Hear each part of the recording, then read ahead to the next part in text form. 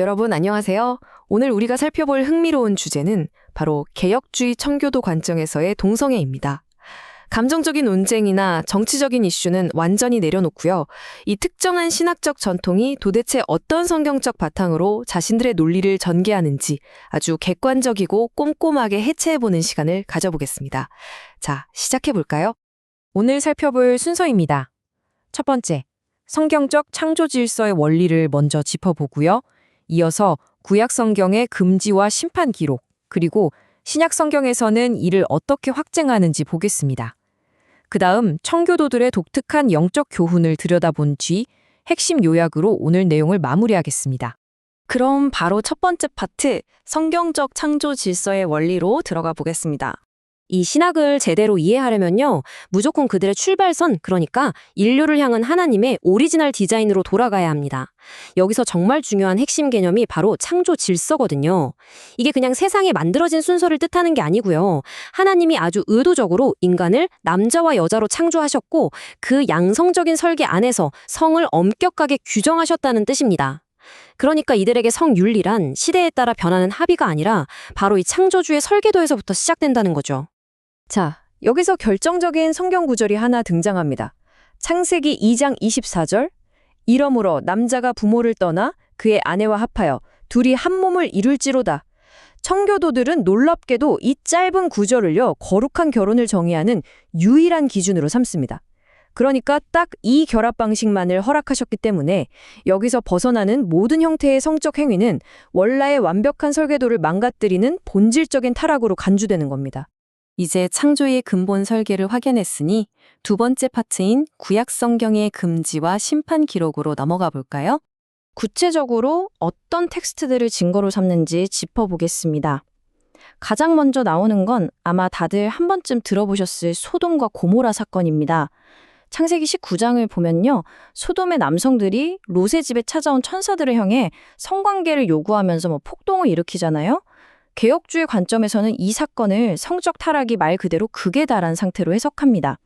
이후 성경 전체를 관통하면서 이른바 소돔의 죄라는 표현은 창조 질서를 거스르는 가장 상징적인 잣대가 되죠.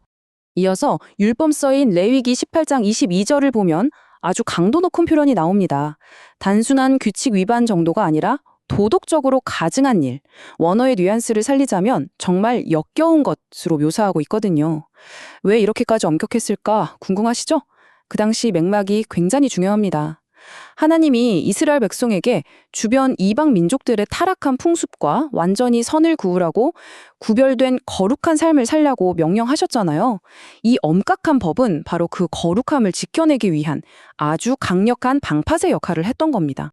그렇다면 신약 시대로 오면 어떻게 될까요? 세 번째 파트, 신약 성경에서의 확증입니다. 우리가 흔히 구약의 빡빡한 율법이 신약으로 넘어오면서 꽤 유연해졌을 거라고 생각하기 쉽는데요. 적어도 이 신학적 관점에서는 성에 대한 기준에 완벽한 연속성이 있다고 주장합니다. 사도 바울이 쓴 로마서 1장을 한번 볼까요? 여기서 키워드는 순리와 영리입니다.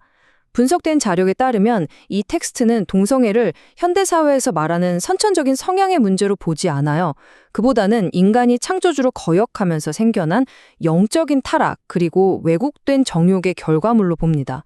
원래 자연스러운 디자인인 순리를 거부하고 영리로 나아갔다는 거죠. 이런 시각은 신약의 다른 서신서들에서도 계속 반복됩니다. 고린도전서나 디모데전서를 보면 하나님 나라를 유업으로 받지 못할 자들의 리스트가 쭉 나오는데 여기에 이 행위가 아주 명확하게 포함되어 있습니다. 청교도들에게 이 구절들이 의미하는 바는 정말 단호합니다. 창조 질서에 뿌리를 둔 이 깐깐한 성윤리가 은혜가 넘치는 복음의 시대인 신약 시대에도 절대 폐기되지 않고 똑같이 강력한 효력을 발휘하고 있다는 걸 입증하는 거죠.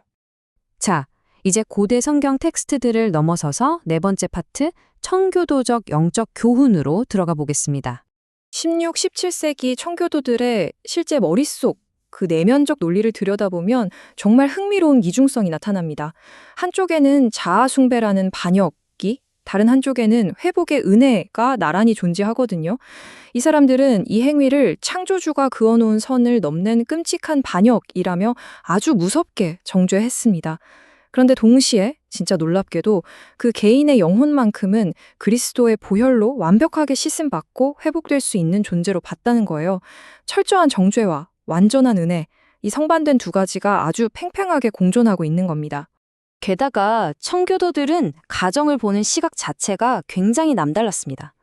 가정을 그냥 밥 먹고 잠자는 곳이 아니라 생육하고 번성해서 하나님의 언약을 다음 세대로 이어가는 하나의 작은 교회로 여겼거든요. 이런 맥락에서 보면 자연적으로 자녀를 낳을 수 없는 동성 간의 결합은 단순히 개인의 선택 문제가 아니게 됩니다. 이 작은 교회의 존립 자체를 흔들고 하나님의 언약 계승을 끊어버리는 아주 직접적이고 치명적인 위협으로 다가왔던 거죠. 어느덧 마지막이네요. 5번째 파트, 핵심 요약 및 결론입니다. 오늘 살펴본 이 방대한 신학적 뼈대를 다시 한번 깔끔하게 조립해보면 3개의 아주 단단한 기둥으로 요약할 수 있습니다. 첫째, 남녀의 혼인만을 거룩하다고 보는 창조 질서의 수호. 둘째, 아무리 시대가 변하고 유행이 바뀌어도 절대 타협하지 않는 단호한 죄의 규정. 그리고 셋째, 그 엄청난 엄격함 속에서도 어떻게든 영혼을 십자가의 은혜로 이끌고자 하는 복음적 긍휼입니다. 교리적인 잣대는 서슬퍼렇게 들이대면서도 영혼에 대한 연민은 놓지 않는 그 아슬아슬하면서도 확고한 균형을 엿볼 수 있죠. 이제 여러분께 질문을 하나 던지면서 마무리하려고 합니다. 가치관이 빛의 속도로 변하고 있는 이 현대 사회의 한가운데서 창조의 엄격한 질서와 그리스도의 무한한 은혜를 동시에 붙들고 있는 이 오래된 신학적 텐션은 과연 오늘날 우리에게 어떤 본질적인 질문을 던지고 있을까요? 수백 년 전의 유산이 지금 우리의 현 시대를 어떻게 비추고 있는지 한 번쯤 깊게 고민해 볼 만한 주제인 것 같습니다. 오늘 해설은 여기까지입니다. 함께 해주셔서 감사합니다.